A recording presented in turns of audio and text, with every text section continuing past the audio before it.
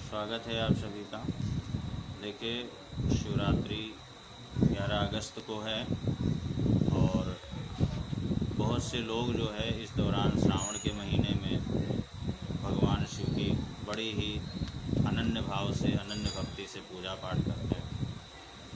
तो जैसा कि बहुत सारे लोग जानते भी हैं कि रुद्राभिषेक, भगवान शिव का जो रुद्राभिषेक किया जाता है, तो रुद्राभिषेक भगवान शंकर को सबसे ज़्यादा प्रिय है। ऐसा कहा भी गया है कि जलधारा प्रियो हरा, यानी भगवान शिव को जलधारा प्रिय होती है। तो इसलिए लोग जो है अनेक माध्यमों से, कांवड़ के माध्यम से या वैसे गंगा जल ला करके लोग भगवान शिव पर चढ़ाते हैं।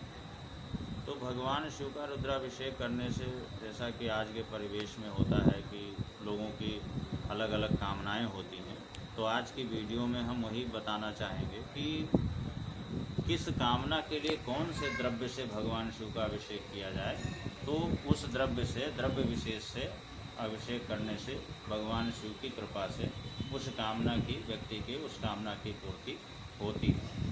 तो ऐसे तो बहुत सारी चीज़ें हैं, बहुत बड़ा विस्तार है, लेकिन कुछ ऐसी खास चीज़ें हैं, 10-12 चीज़ें हैं जिनका विशेष प्रयोजन में अगर प्रयोग किया जाए, उनसे अभिषेक किया जाए तो उस तरह की, जिस तरह से जैसे मान लिया गाय के दूध से अभिषेक करने से अगर किसी को संतान की कामना है तो गाय के दूध से अभिषेक करने से संतान की प्राप्ति होती है, संतान की कामना की पूर्ति होती है। साथ ही गाय का दूध जो है, अभिषेक में गाय का दूध, गोदुग्ध जो है सर्वश्रेष्ठ माना गया। तो उससे मनवांछित जो भी कामनाएं हैं, संतान की कामना तो है ही है, उसके अलावा जो भी मनवांछित कामनाएं हैं उसकी पूर्ति होती है। इसी तरह अगर दही से अभिषेक किया जाए तो दही से अभिषेक करने से पशु आदि की कामनाओं की पूर्ति होती है। अगर किसी को पशु आदि के विकास की कामना है, पशु आदि रखता है और उनका विकास, उनका उद्भव चाहता है, तो वो दही से अभिषेक करे तो उसकी कामना की पूर्ति होती है। और अगर पंचामृत से अभिषेक किया जाए तो सुख समृद्धि प्राप्त होती है, क्योंकि पंचामृत में पंचानाम अमृतानाम समाहारा, पांचों तरह की चीज़ें हैं, दूध है, दही है, शहद है, शर्करा है।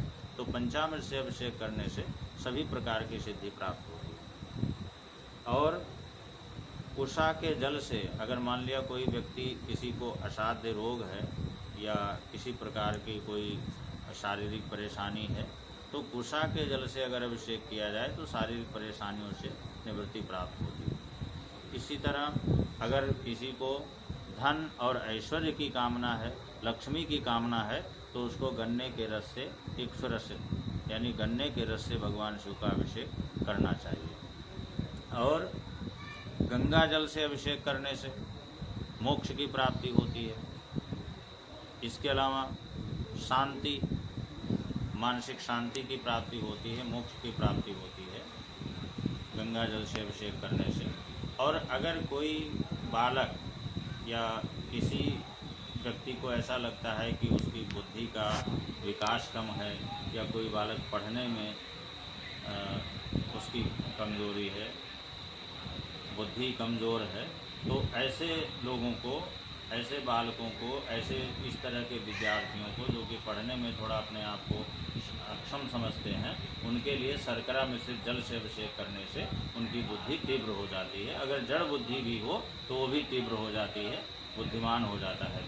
शर्करा मिश्रित जल से अभिषेक करने से, यानी शक्कर मिला करके, जल में शक्कर मिला करके उसमें अभिषेक करने से। इत्र के जल, इत्र से अभिषेक करने से बीमारियां नष्ट होती हैं। और अगर देसी घी से अभिषेक किया जाए तो शरीर में स्थिर रोग, अगर कोई स्थिर रोग है शरीर में, तो घी का अभिषेक करने से उसमें लाभ होता है। साथ में घी का अभिषेक करने से वंश विस्तार होता है। अगर मान लिया वंश वृद्धि रुकी हुई है तो उसको देसी भगवान शिव का घी से अभिषेक करना चाहिए। शहद से अभिषेक करने से मान सम्मान, यश की प्राप्ति होती है और साथ में बुद्धि का विकास होता है। मधु से अभिषेक करने से, शहद से अभिषेक करने से यश की प्राप्ति होती है और बुद्धि का विकास होता है। और यदि कोई व्यक्ति जैसे शत्रु की पीड़ा से परेशान है, शत्रुओं का ज़्यादा शत्रुओं की परेशानी है, शत्रुओं से उसको पीड़ा हो रही है, या शरीर में किसी प्रकार का कोई रोग है, तो उसे सरसों के तेल से अभिषेक करने से शत्रुओं का शमन होता है और साथ में शारीरिक व्याधि अगर है तो वो भी निवृत्त हो जाती है। ऐसा करने से, सरसों के तेल से अभिषेक करने से शारीरिक व्याधि और शत्रुओं का शमन होता है। तो इसी प्रकार से अगर मान लिया कहीं पे कोई अकाल की स्थिति है, सूखा पड़ा हुआ है या वर्षा का अभाव है, तो सामान्य जल से अभिषेक करने से वृष्टि होती है। यहाँ तक कहा गया है कि काक बंध्या व बंध्या च मृतवस्सा चयांगनः सद्यः पुत्रम वाप्नोति पैसा च अविशेषणा। तो सबसे जो सभी चीज़ों में जो श्रेष्ठ चीज़ है, वैसे और भी बहुत सारी चीज़ें हैं, नाना प्रकार के फलों का रस है और सभी धातुओं के रस से भी किया जाता है, परंतु जो मुख्य चीज़ें हैं और गाय के दूध के विषय में तो ऐसा कहा गया है कि यदि किसी को संतान की कामना है और संतान की कामना के अलावा और भी बहुत सारी चीज़ें, यानी गाय के दूध को भगवान शंकर के अभिषेक कर, गाय के दूध से अभिषेक करने से सर्वश्रेष्ठ माना गया, सबसे उत्तम माना गया।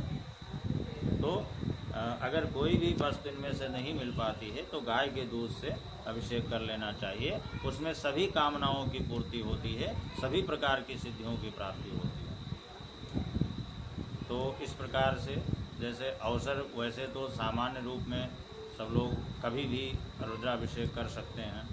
त्रयोदशी तिथि हर मास में होती, प्रदोष व्रत होता है, लेकिन श्रावण की शिवरात्रि इन चीज़ों के लिए बहुत खास होती है।